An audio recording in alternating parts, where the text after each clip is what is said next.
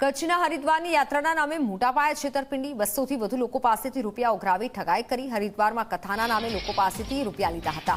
10 લાખ જેટલી રકમ ઉઘરાવીને સંચાલકો ફરાર થયા। ઠગાઈનો ભોગ બનનાર પહોંચ્યા આદિપુર પોલીસ મથક। 3 શખ્સો સામે 10 લાખની છેતરપિંડીનો ગુનો દાખલ કરાયો છે। મહત્વનું છે, ફરિયાદી કાંતિભાઈ ચૌહાણે ઘરે આવેલા અખબારમાં એક પોસ્ટર જોયું હતું, જેમાં હરિદ્વારમાં યોજાનાર કથાનો લાભ લેવા માટે શ્રદ્ધાળુઓને આમંત્રણ આપ્યું હતું। 5000 રૂપિયા ફી રખાઈ હતી, જેથી કરીને ફરિયાદી અને તેમના જેવા અન્ય લોકોએ આ કથાનો લાભ મેળવવાના ઈરાદે આદિપુરમાં આવેલી ઓફિસે પહોંચ્યા હતા, જ્યાં તેમણે હરિદ્વારની યાત્રાને લઈને ફોર્મ ભર્યું હતું।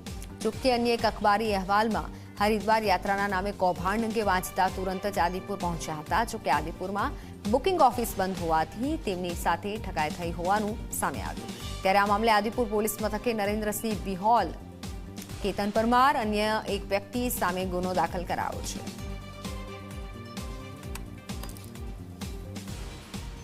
હરિદ્વાર લઈ જવાની ફ્રી સેવા કથા સાંભળવાની પેમ્ફલેટ આવ્યું હતું, એ વાંચ્યું અને એના આધારે અમે ત્યાં ઓફિસનો સંપર્ક સાધ્યો।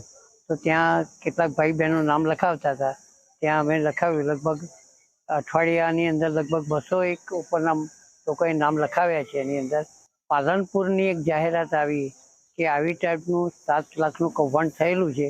તો પછી ચાલો ને અમે જોવા જઈએ ત્યાં। તો પછી અમે ફરી ત્યાં જોવા ગયા।